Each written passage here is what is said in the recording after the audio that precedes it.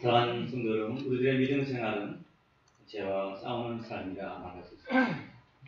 죄와 싸워 우리가 거룩한 신부로 구별된 삶을 살고 우리의 삶이 하나님 앞에 산제사로 드려지는 것, 그것이 바로 우리들의 믿음 생활인 것입니다.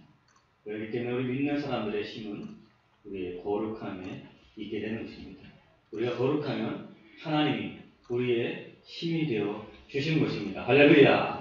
사랑하는 여러분, 이 세상 사는 동안에, 이 험한 세상 사는 동안에 우리의 이기는 힘은 바로 우리가 하나님 앞에서 서는 것, 바로 그 거룩함, 그 거룩함으로 하나님 앞에 우리가 섰을 때 우리가 담대함을 얻고 세상을 이기고 승리하는 삶을 살게 되는 줄로 믿습니다.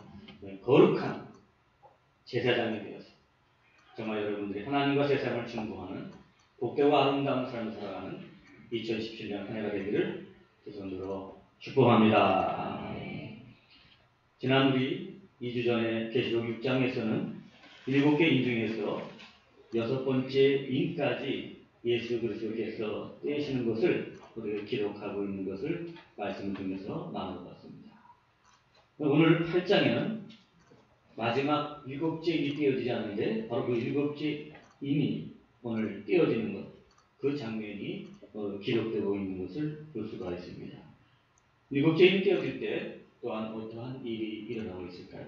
우리 1절 말씀 같이 한번 보십니다. 시작. 7째 인을 떼실 때에 하늘이 반 시간쯤 고요하더니 아멘. 7째 인을 떼시니까 바로 그때 하늘이 반 시간쯤 고요하다 그랬습니다.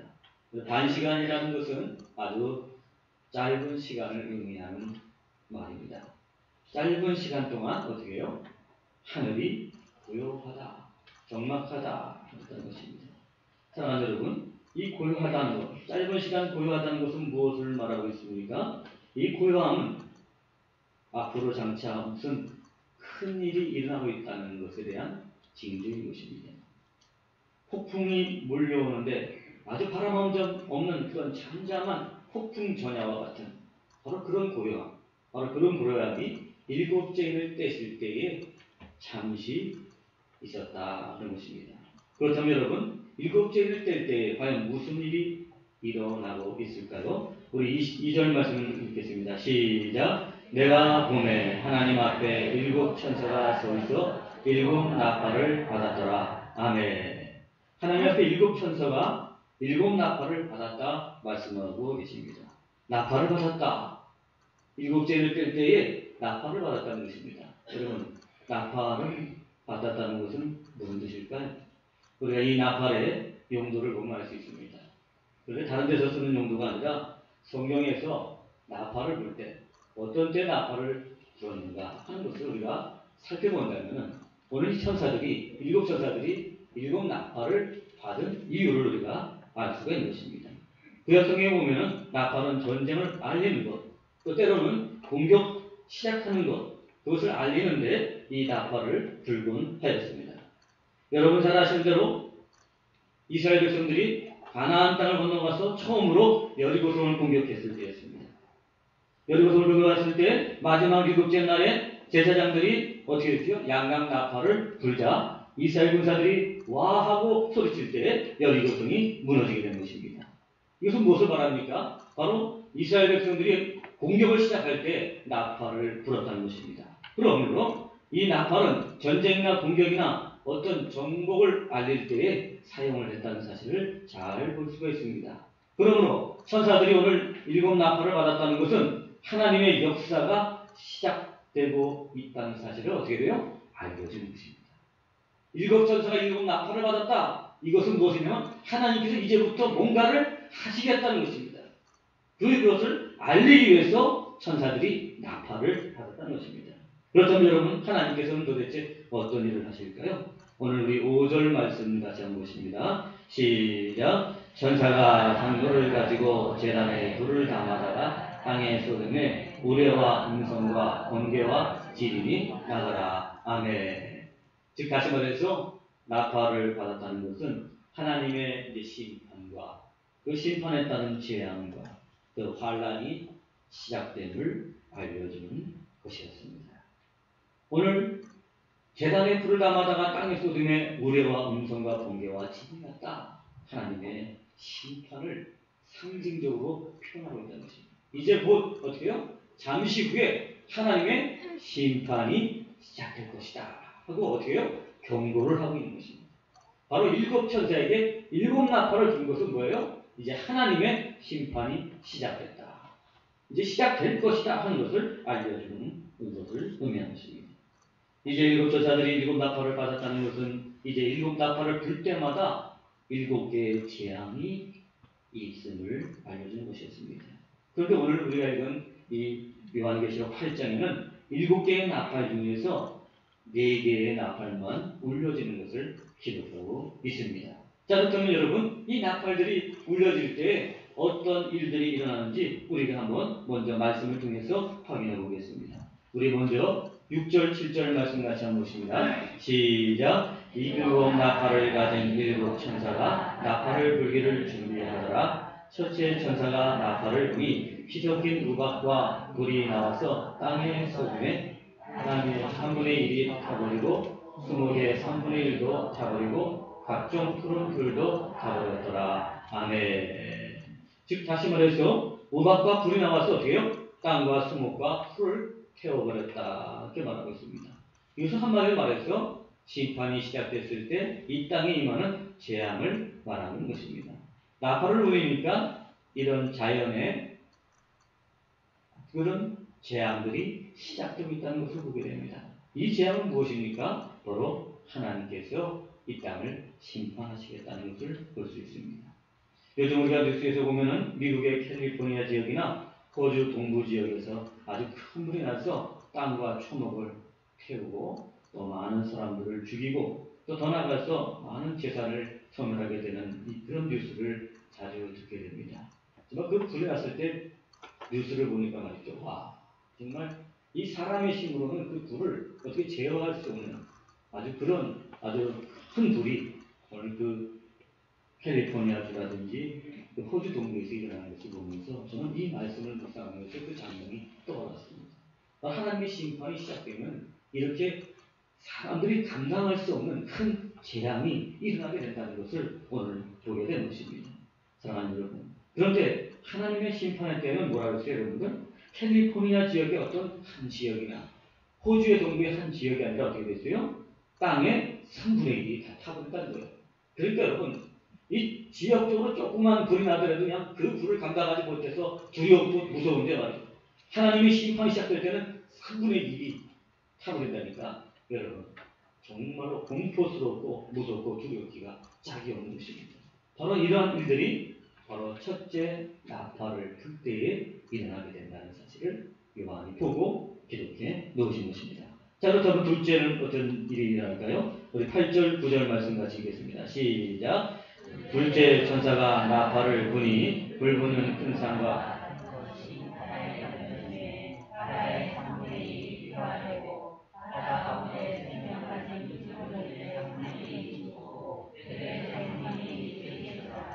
아멘. 둘째 나팔이 불자 큰 산과 같은 것이 바다에 던져 불붙는 큰 산과 같은 것이 바다에 던져진다.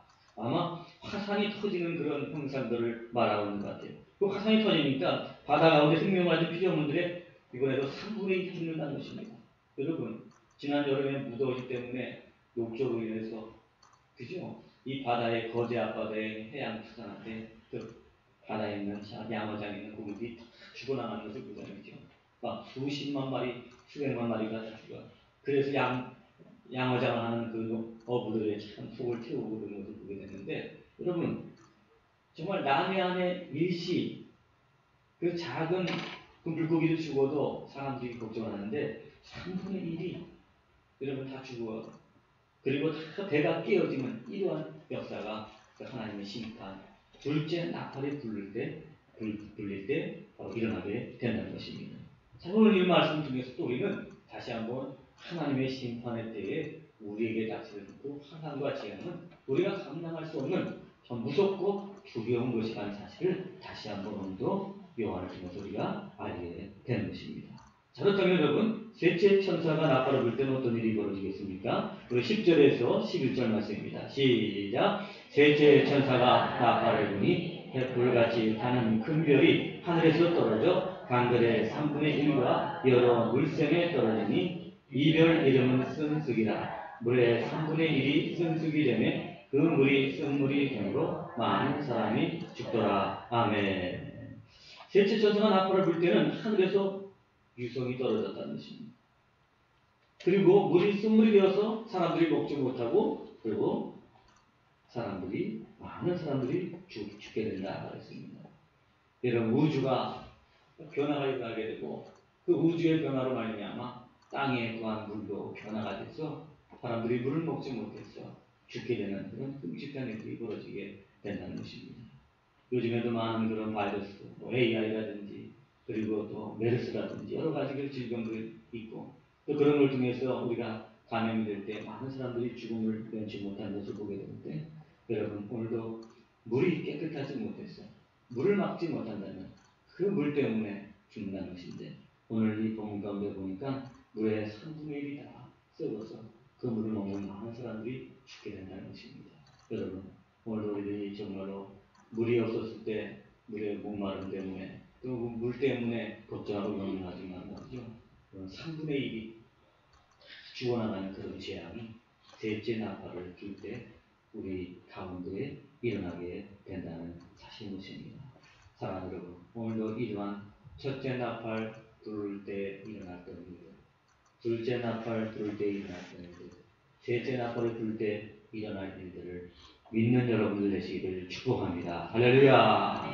12절 말씀 같이 보시겠습니다. 넷째 천사가 나팔을 부니 해 3분의 1과 달 3분의 1과 별들의 3분의 1이 타격을 받아 그 3분의 1이 어두워지니 낮 3분의 1은 비춤이 없고 밤도 그러하더라. 아멘. 우주가 깨지고 우주의 질서가 깨져가지고 낮과 밤이 없어지게 된다는 것입니다. 암흑천지가 된다는 것입니다. 사랑하는 여러분, 오늘도 우리들이 정말 기후의 변화를 따라서 얼마나 많은 사람들이 고통을 당하고 있습니까? 그것 때문에 우리들이 정말 두려워하고 염려하고 준비해야 된다고 말하고 있는데, 여러분, 우리가 준비해도 방어할 수 없는 것이 무엇입니까? 하늘의 별, 하늘의 달, 우리가 어떻게 그것을 제어하고 어떻게 감당했습니까? 그런데 넷째 천사가 나팔을 불기 시작하면은 바로 이 우주가 변하게 되고 우주의 변화로 말미암아서 어두워지게 되고, 그리고 3분의 1은 비침도 없고 밤도 없는 그러한 무아지경이 되게 된다는 사실인 것입니다. 사랑하는 여러분, 오늘도 이러한 우리가 넷째 나팔을 불 때 일어나는 일들을 우리가 바라볼 때 우리는 두렵고 무서울 수밖에 없는 것을 보게 됩니다. 사랑하는 여러분, 이처럼 나팔을 불 때마다 하나님의 심판이 시작되고 재앙이 일어난다는 것을 요한이 보고 있다는 것입니다. 오늘 요한이 기록한 이 계시의 말씀은 요한이 본 것이 아니라 하나님께서 요한에게 장차 일어날 일들을 보여주신 것입니다. 할렐루야. 그렇기 때문에 이 말씀을 뭐라 그래요? 요한이 본 책이 아니라 요한 계시록이라 말씀하고 있는 줄로 믿습니다. 그러므로 오늘도 요한 계시록에 있는 이 모든 말씀들, 첫째부터 넷째 나팔을 불려줄 때 일어났던 모든 일들에 대해서 여러분들 영혼의 눈을 활짝 열어서 믿음의 눈으로 보는 여러분 되시기를 주는 완전히 축원합니다.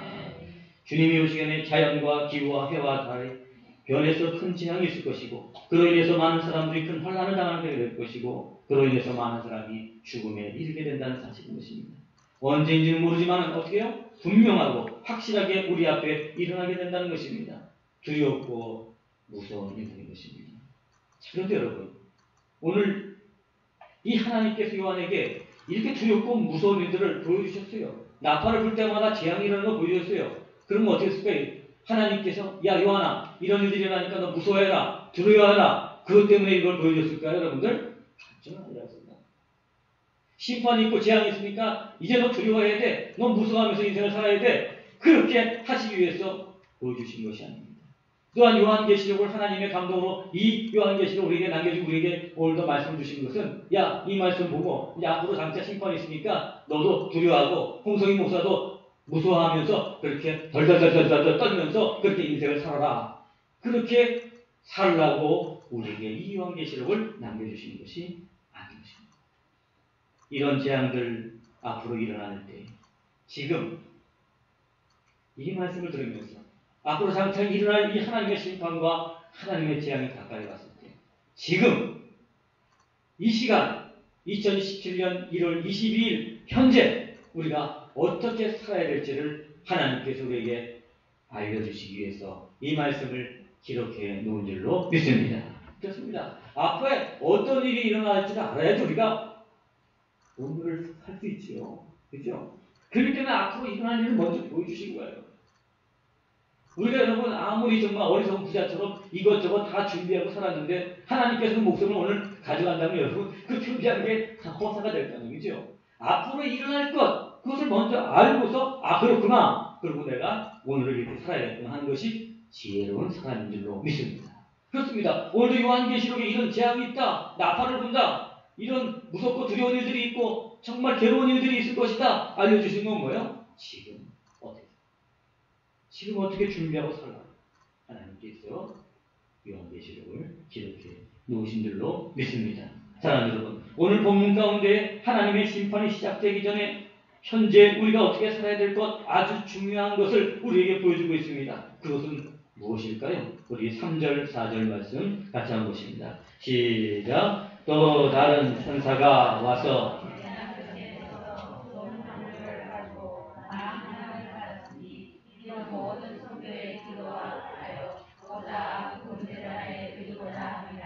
당연히 성도의 기도와 함께 천사의 손으로부터 하나님 앞으로 올라가는지라. 아멘. 3절에 보니까 뭐라고 했어요, 여러분들? 향을 받았는데 모든 성도의 기도와 합하여서 보좌 앞 금 제단에 드리고자 하였다. 그죠? 향과 성도의 기도가 합하여 하나님께 드려진다 말씀하고 있습니다. 다시 말해서 성도들의 기도가 어떻게 된다 그랬어요? 제단에 드려진다는 것입니다. 드려진다는 건 뭐예요, 여러분들? 하나님께서 기쁘시게 받으신다는 뜻이에요. 그러므로 여러분, 이는 기도가 하나님이 기뻐하시는 제물이라는 사실을 우리가 깨달아야 되거든요. 기도가 성도들의 기도를 받으신다, 제단에 드려진다. 이는 하나님이 그 기도를 어떻게 해요? 받으신다는 제물. 따라서 하겠습니다, 여러분. 기도는 하나님이 기뻐하시는 제물이다. 할렐루야. 우리가 물질, 세상의 그 어떤 것보다도 기도가 하나님이 가장 기뻐하시는 제물이 된다는 거예요. 사랑하는 여러분, 오늘도 여러분들이 예배를 나올 때 하나님께 기도하는 마음을 가지고 나오는 여러분 되시기를 축복합니다.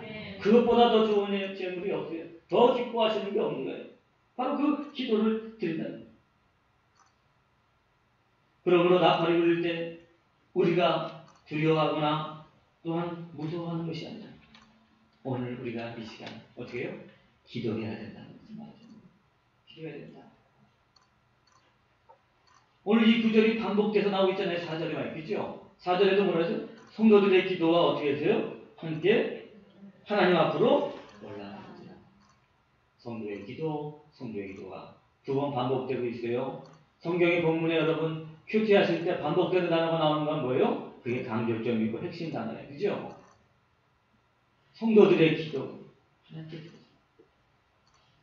성도들의 기도가 제단에 드려지고 향과 함께 하나님 앞으로 올라간다는 것입니다. 이는 성도들의 기도는 하나님께서 다 들으신다는 것입니다. 사랑하는 여러분, 기도가 능력이라는 거예요. 우리가 기도할 때 하나님은 우리 앞에 임하신다는 사실을 알아요. 사랑하는 여러분, 오늘 우리가 죄인도 더럽고 정말 보잘것없는 인생, 교만하기 짝이 없고 우리가 우리의 마음대로 판단하고 우리의 지식과 경험을 의지하며 살아가는 그런 교만한 자들이구나. 그럼에도 불구하고 오늘 우리가 하나님 앞에 무릎 꿇고 하나님 아버지 하고 기도할 때 하나님 아버지께서는 우리의 기도 가운데 임재하시는 줄로 믿습니다. 할렐루야. 여러분, 그게 기도가 축복이고 기도는 하나님의 임재를 불러오는 것입니다. 이보다 더 귀한 복이 어디 있습니까? 그런데 안타까운 것은 말이죠. 이런 사실을 아는데도 우리 그리스도인들이 말이죠. 기도하지 않는다는 거죠. 기도를 꺼려하고 기도를 어렵게 생각한다는 거죠. 사랑하는 여러분, 앞으로 나팔 불고 하나님의 심판이 시작되고 재앙이 시작될 때 두렵고 떨리는 일들이 일어나기 전에 오늘 여러분들 기도하심으로 말미암아 그날에 담대히 주님 앞에 서는 여러분 되시기를 축복합니다. 할렐루야. 놀라운 신비는 그런데 여러분 우리가 기도할 때 하나님 아버지께서 그 전능하시고 초월하신 하나님께서 내가 기도하는 내 앞에 임재하시는 것도 놀라운 일이지만 그보다 더 놀라운 일이 있다는 것입니다. 우리 5절 말씀 다시 한번 읽겠습니다. 시작. 천사가 향로를 가지고 제단에 불을 담아다가 땅에 쏟음에 우레와 음성과 번개와 지진이 나더라. 아멘. 성도들이 기도하고 나서 그 성도들의 기도를 하나님께로 올라갈 때부터 바로 뭐가 시작됐다는 거예요, 여러분들? 심판이 시작됐다는 거예요. 기도가 뭐예요? 하나님의 보호자를 움직인다는 거예요. 이게 중요한 거예요. 기도하니까 하나님의 심판이 시작돼요. 하나님께서 일하기를 시작했다는 것입니다. 하나님이 행하시기 시작했다는 것입니다. 사랑하는 여러분, 오늘 우리의 끝없는 기도라고 할지라도 기도는 하나님이 우리의 한 약속인 줄로 믿습니다. 그래서 우리가 기도할 때 어떻게 해요? 하나님께서 보호자에서 일어나셔서 일을 행하시고 진행하신다는 것입니다. 이것이 놀라운 성도들이 기도하고 나서 이 기도가 하늘에 올라가자마자 하나님께서 심판을 시작했다는 것입니다. 이는 나팔을 불기 전에 성도들이 기도할 것을 강조하고 있습니다. 이는 종말에 그리스도인들이 무엇을 해야 되는지를 가르쳐주고 있는 거예요. 종말이 오니까 두려워하고 떠는 것이 아니라 어떻게 하라고요? 기도하라는 거예요. 기도하라. 깨어서 기도하라. 깨어서 기도하라. 예수님께서도 누가복음 21장에 말씀해 주셨습니다. 너희는 스스로 조심하라. 그렇지 않으면 방탕과 술 취함과 생활의 염려로 마음이 둔해지고 뜻밖의 그날이 덕과 같이 너희에게 임하리라. 이날은 온 지구상에 거하는 모든 사람에게 임하리라. 이러므로 너희는 장차 올 이 모든 일을 능히 피하고 인자 앞에 서도록 항상 기도하며 깨어있으라 하시니라. 아멘. 할렐루야. 예수님 말씀하십니다. 장차 올 것이다. 모든 사람에게 임할 것이다. 그러니까 너희는 깨어서 기도하라. 종말에 지금 우리가 해야 될 것은 아이고 재앙이 오는구나, 심판이 오는구나, 아유 두렵구나, 무서워하구나, 그렇게 하는 게 아니라 재앙과 심판이 있으니까 어떻게 하라고요? 기도. 깨어서 기도하라. 깨어서 기도하라는 것입니다. 사랑하는 여러분, 오늘 요한계시록에 말씀하시는 나팔이 울리고 심판이 있고 재앙이 있음을 믿습니까? 믿습니까? 그렇다면 여러분 이제 우리가 깨어서 기도해야 될 시기입니다. 아이고 안 믿는 사람들은 요한계시록은 무서운 말씀이고 심판의 말씀이고 재앙의 말씀이다. 그걸 갖다 우리가 두려워하는 게 있어요. 어떻게 해요? 깨어서 기도합니다. 근데 중요한 것은 여러분 무엇을 위해서 기도해야 하는가 하는 것입니다. 오늘 현대 그리스도인들은 기도는 하지만 정작 이 종말을 살아가면서 정말 기도해야 될 기도의 제목을 잃어버렸다는 것이 문제예요. 교회가 왜 이렇게 무기력해졌습니까? 왜 교회가 이렇게 바보같이 돼버렸습니까? 교회가 이렇게 사회를 갖다 변화시키는 영향력이 하나도 없습니까? 세상 사람들과 똑같은 것을 구하기 때문에 그래요. 사랑하는 여러분, 여러분 삶에 필요한 것 구해야 돼요. 하나님은 여러분의 삶에 필요한 것들 다 채워주신다고 약속해 주셨어요. 여러분들의 사업을 위해서, 가정의 화평을 위해서, 그리고 자녀들의 진로를 위해서, 축복을 위해서, 형통함을 위해서 구하십시오. 하나님이 기도에 응답해 주셔요. 근데 여러분, 문제는 뭐예요? 그 육신에 관한 것만 기도한다는 게 문제라는 거예요. 육신적인 것만 관심을 갖고 있다는 거예요. 그냥 내 영적이고 내 속사람에 대해서 내 영혼의 장차 앞으로 어떻게 될지에 대해서는 무관심하고 또 그런 일들을 알아도 거기에 대해서 기도하지 않는 거예요. 세상 사람과 똑같고 세상에 있는 종교들과 다 똑같다는 거예요. 세상에 미신을 믿는 사람들과 다 똑같아요. 미신을 믿는 사람들은 뭐 전보라는 사람이 왜 그래요, 여러분들? 어떻게 하면 내가 좀 잘 될까? 어떻게 하면 내가 형통할까? 어떻게 하면 내가 돈을 잘 많이 벌 수 있을까? 내가 어떻게 하면 내 아들이 잘 될까? 어떻게 하면 내가 진급할 수 있을까? 그것 때문에 전보러 가는 거 아니겠죠? 오늘도 우리가 정말로 세상 사람과 똑같다는 게 뭐예요? 똑같이 우리들도 그 세상에 잘 되고 형통한 것, 육신에 관한 것만 가지고 주님께 나와서 기도한다면 세상 사람과 다를 게 뭐가 있어요? 그러니까 어떻게 돼요, 교회가? 능력이 없는 거예요. 사랑하는 여러분, 우리가 물론 세상의 필요를 위해서, 세상 사는 동안에 필요한 것을 위해서 기도해야 되는 건 맞아요. 주님은 능히 그 기도를 응답해 주실 수 있는 능력을 가지신 주님이신 것을 저는 확신합니다. 그런데 그것만을 위해서 기도한다는 것은 우리의 영을 위해서 앞으로 장차 일어날 일들을 바라보면서 우리가 기도해야 될 제목들이 또 있다는 사실을 우리가 알아요. 그것을 위해서 우리가 기도해야 된다는 사실이 것입니다. 오늘 예수님께서 너희들 기도하며 깨어있으라고 말씀하신 게 뭐 때문에 그러죠, 여러분들? 좀 전에 제가 누가복음 말씀을 읽어주시면서 너희는 스스로 조심하라. 그렇지 않으면 방탕함과 술 취함과 생활의 염려로 마음이 둔하여지고 장차 올 심판을 피하기 위해서 어떻게 해요? 세상 향락에 빠지지 않도록 기도하라는 거예요. 세상이 형통하기 위해서 기도하는 게 아니라 세상에 빠지지 않기 위해서, 그 향락에 빠지지 않기 위해서, 죄악 가운데 빠지지 않기 위해서 어떻게 해요? 깨어서 기도하라고 주님 우리에게 말씀하셨던 것입니다. 우리의 영혼, 우리의 속사람, 우리의 거룩한 삶을 위해서 기도하라, 기도하라. 거룩한 제사장이 되기 위해서 기도하라는 거예요. 그래, 내가 너의 삶의 필요를 알고 있다. 너의 가정에 뭐가 있어야 될지를 알고 있다. 또 내가 너에게 정말 필요한 것이 무엇인지 알고 있다. 그래, 내가 다 도와주고 내가 채워줄게. 그러나 정작 네 영혼, 네 신령과 너의 삶이 내 앞에 구별되어 됐어.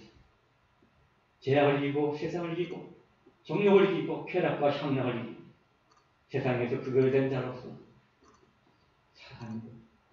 그것을 위해서 너 얼마나 나에게 구해? 그것을 위해서 나에게 얼마나 기도했냐? 사랑하는 여러분, 육신적인 것에만 사로잡혀서 육신적인 것만 기도하는 것이 아니라 여러분의 영혼을 위해서, 여러분의 속사람이 날마다 새롭게 되는 것을 위해서 깨어서 기도하는 여러분 되시기를 주의 간절히 축원합니다. 할렐루야. 그것이 오늘 이 종말을 사랑하는 우리들에게 꼭 해야 될 기도의 제목이라는 사실입니다. 우리가 사는 이 세상은 지금 믿음을 지키기가 어려운 세대 가운데 살고 있습니다. 우리가 깨어서 믿음을 지키도록 기도해야 됩니다. 기도하여 성령이 충만하여서 세상을 이기고 죄악을 이기고 사단을 이기고 믿음을 지킴으로 말미암아 장차 올 우리가 심판을 믿는 주의 백성들이 되어야 된다는 사실입니다. 우리가 육신에 필요한 것을 그렇게 기도해야 됩니다. 그러나 더욱 중요한 기도 제목은 심판을 피하기 위해서 거룩한 삶으로 구별되기 위해서 기도해야 되는 줄로 믿습니다. 사랑하는 여러분, 오늘 여러분의 기도가 달라지기를 바라겠습니다. 세상을 이기는 믿음을 달라고, 그래서 내가 심판대 앞에 섰을 때 담대하게 서게 해달라고 기도하는 여러분 모두가 되시기를 주의 이름으로 간절히 축원합니다. 오늘 사도 바울은 골로새에 있는 교인들에게 이렇게 편지했습니다. 기도를 계속하고 기도에 감사함으로 깨어있으라. 또한 우리를 위하여 기도하되 하나님이 전도할 문을 우리에게 열어주사 그리스도의 비밀을 말하게 하시기를 구하라. 내가 이 일 때문에 매임을 당하노라. 그리하면 내가 마땅히 할 말로서 이 비밀을 나타내리라. 아멘. 사랑하는 여러분, 오늘 바울은 종말의 그리스도인들이 할 기도의 제목이 있음을 말해주고 있습니다. 그것은 무엇입니까? 바로 전도의 문이 열어지도록 기도하라고 명령하고 있는 것입니다. 복음을 믿는 자는 생명이요 믿지 않는 자는 심판이라는 것입니다. 우리는 그것을 믿습니다. 그렇다면 여러분, 우리가 복음을 믿을 뿐 아니라 우리의 가족과 친척과 지역과 열방에 복음의 문이 열리도록 기도해야 된다는 것입니다. 한 사람이라도 더 믿어서 심판에 이르지 않도록 하기 위해서 기도해야 되는 것입니다. 여러분, 심판이 있습니까? 재앙이 있습니까?